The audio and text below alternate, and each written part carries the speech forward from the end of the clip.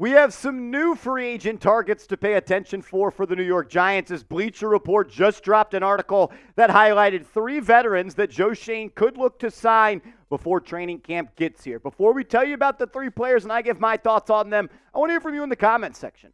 What position group are you most worried about on the Giants football team right now? Is it corner, offensive line, defensive tackle next to Dexter Lawrence? I want to hear from you in the comments section.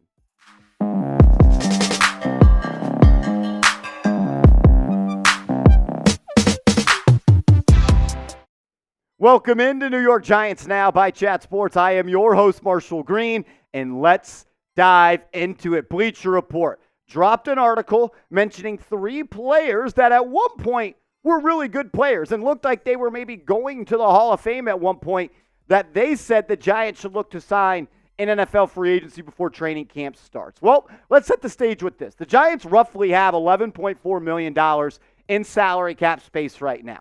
We know Joe Schoen likes to have about $5 to $8 million in cap space to go throughout the season, so maybe he looks to sign somebody else. Or maybe he looks to restructure the contract of Andrew Thomas to create an additional $14 million.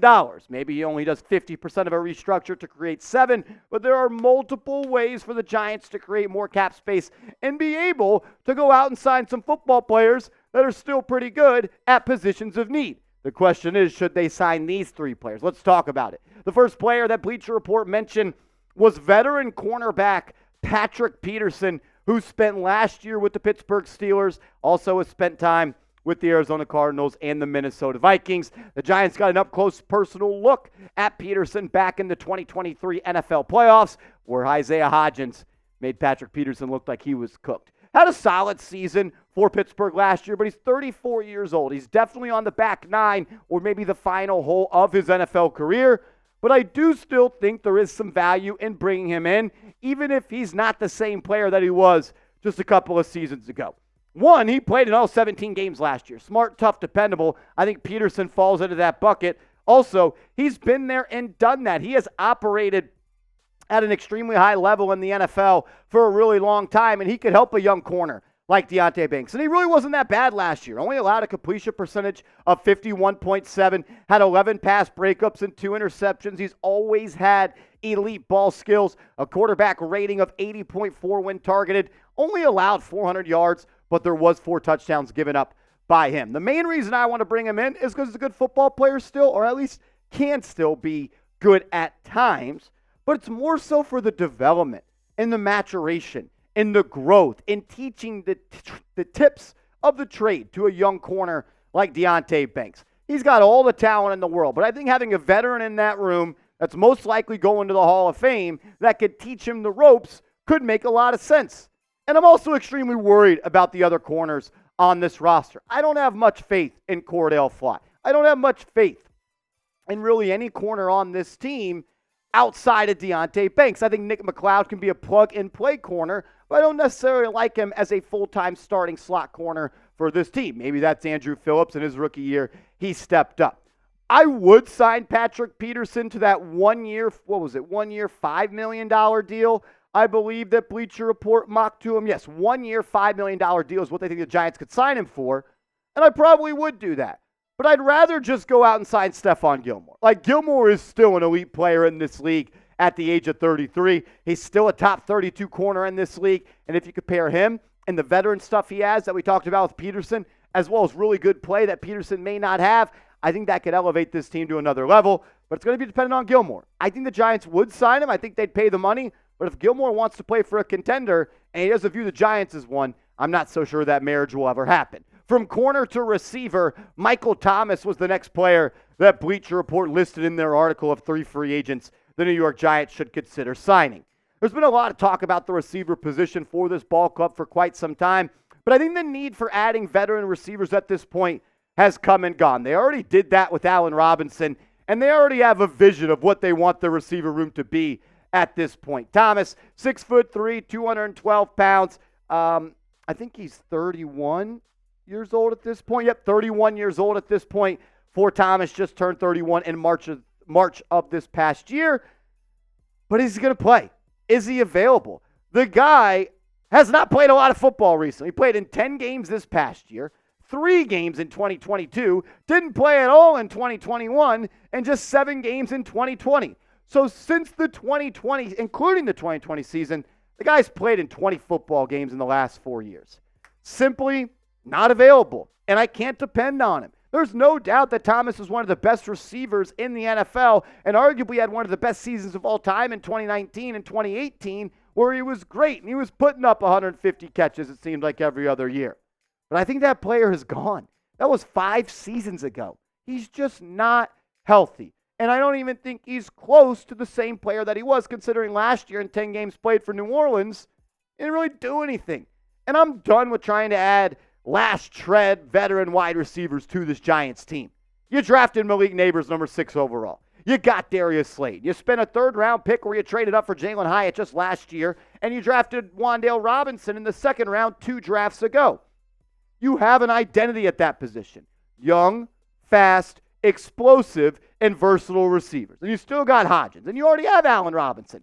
He is Michael Thomas at this point. Isaiah McKenzie, Bryce Ford, Wheaton. I have no interest in signing Michael Thomas to the New York Giants. None whatsoever. Where's he going to play?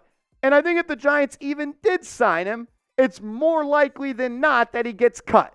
Because the Giants are only going to keep 6 receivers. And Robinson, and Hyatt, and Neighbors, and Slayton are all making this team. And they're probably going to keep a kick returner as well. That's fine. Is he beating out Hodgins? Is he beating out Allen Robinson? Maybe. How much better does that make the Giants? I'd rather see the development of the young receivers. The craziest one yet is Dalvin Cook. I mean, are we kidding? Are we joking? Is this what we're actually doing? I've been mean to Bleacher Report the last couple of days, but they're bringing it on themselves at this point. Are we serious? Signing Dalvin Cook? Come on, man. He was terrible last year. On top of the fact he couldn't even get on the football field or stay healthy. The Jets thought they got the greatest player in the world by signing Dalvin Cook. Wasn't very good. The guy averaged 3.2 yards per carry last year. It's crazy that he's only 28 years old and he's fallen off a cliff like he has. But in 15 games played, guy didn't play. He wasn't healthy. He's had good seasons. He was a really good back for the Minnesota Vikings. The raw numbers are awesome, right? 3 straight seasons of over 1,150 yards, 4.4 yards per carry, 4.7 yards per carry, 5.0 yards per carry. If that guy was still alive and able to help the Giants football team, I'd be cool with it. But I also think Dalvin Cook is one of the most overrated, and his raw stats really give you misinformation about his career. I love to use the stat rushing yards over expected. What is it? It's in the title. How many yards do you pick up over the expected amount, right? Let's talk per carry. In 2022, negative yards over expected. 2021, 0.3 yards per carry over expected. 0.8 yards, 0.4, 0.2. The point is, he hasn't really been all that great of a running back. And the last time he was 2020. And that was so long ago. It comes down to this, ladies and gentlemen. Dalvin is cooked. Dalvin Cook is cooked, ladies and gentlemen. I like him. I loved him out of Florida State. I wanted the Giants to draft him at that point, and he had a really good career in the NFL. But everyone always sees good times come to a close. And the days of Dalvin Cook being an elite running back in this league just don't really exist anymore. And you know what? I'm freaking tired of people sleeping on Devin Singletary. Devin Singletary may not be a home run hitter. He ain't a superstar. He ain't a household name. Your average NFL fan probably doesn't even know who Devin Singletary is. But do we want to talk production or do we want to talk social media status? Because last year, there was only one player in the NFL that had more games that ended in positive rushing yards over expected than Devin Singletary. His name's Christian McCaffrey, and he's the best running back in the NFL. 4.2 yards per carry, 4.6 yards per carry, 4.6, 4.2. Smart, tough, dependable. He's missed one game in the last 3 years, but he didn't even miss it. It was the Damar Hamlin game on Monday Night Football. So he's always there, and he's always healthy. And I'm ready for him to shut a lot of people up this year. And I honestly have good confidence in this running back room. It's the least of my worries. I'm not worried at all about this running back depth chart. I know there's not a lot of experience with Eric Gray and Corbin and Tracy and Miller and Sailors, but running back is, no disrespect, the easiest position to play in the NFL.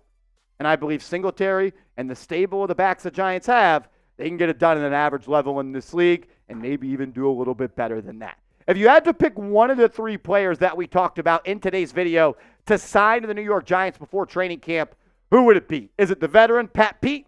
Is it Michael Thomas? Or is it Dalvin, I am cooked? Let me know in the comments section.